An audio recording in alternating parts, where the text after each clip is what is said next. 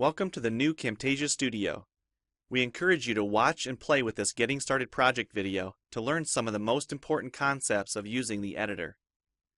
If you want more in-depth tutorials that will walk you through the entire process of recording, editing, and sharing your videos, then please watch the Getting Started tutorials using this link under the Help menu.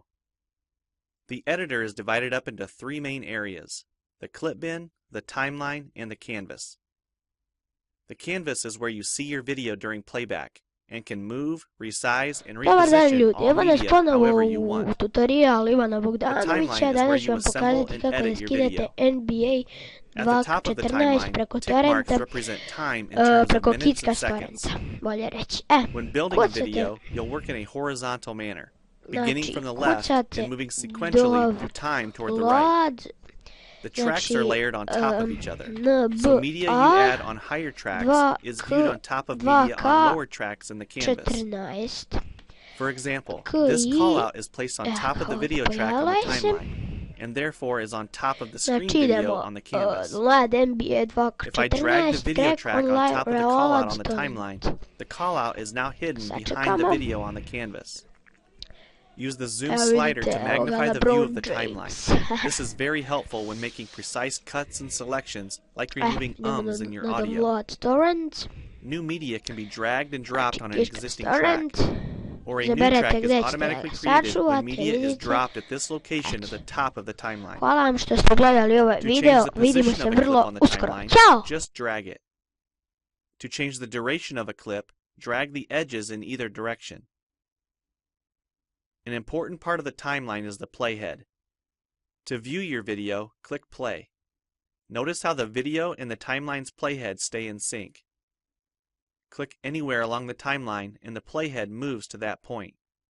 To remove a portion of your video, make a selection with the green in point and red out point. Then click the cut button. If you don't want media cut on a specific track, just click the lock icon. If you make a mistake while editing, press Ctrl-Z on the keyboard to undo, or choose Edit Undo. Double-click the playhead to deselect. Next, we'll look at the clip bin in the library. The clip bin holds recordings, audio files, images, and title slides being used in the project you're currently working on. The library stores video clips, intros, callouts, title slides, and other media assets you want to use from project to project. It is pre-populated with professional content you can use in your videos. You can download more media from our website by clicking this link. You'll find a lot more music, callouts, and animated titles to use in your projects, and it's all free. Once you find something you like this callout for example, just drag it to a track on the timeline and resize and reposition it as needed. Double-click the callout on the canvas to open the Callouts tab and edit the text, or change any of the text properties like color or size. You can find a number of other callouts to use in your projects by expanding the Shapes menu. You've probably noticed the video zooming in and out at times, for example here when it's zooming into the timeline. To learn more about adding and customizing zoom and pan animations to your video, check out the other Getting Started tutorials on our website. We've talked about some of the tabs already, but be sure to explore the others for adding and editing special effects. If they don't all show up as tabs, click on the More tab to explore others, like the speech-to-text capabilities and captions, and the improved quizzing. Also, transitions can now be dragged directly to the timeline and added on top of clips. So we've shown a few ways you can navigate and edit your video, but how do you get content into your video? To make a new screen recording, click the Record the Screen button. If you already have an audio or video recording you'd like to use, click the Import Media button. When you're done with your video project, you'll need to click the Produce and Share button to create a shareable video. Expand this menu to see a variety of presets.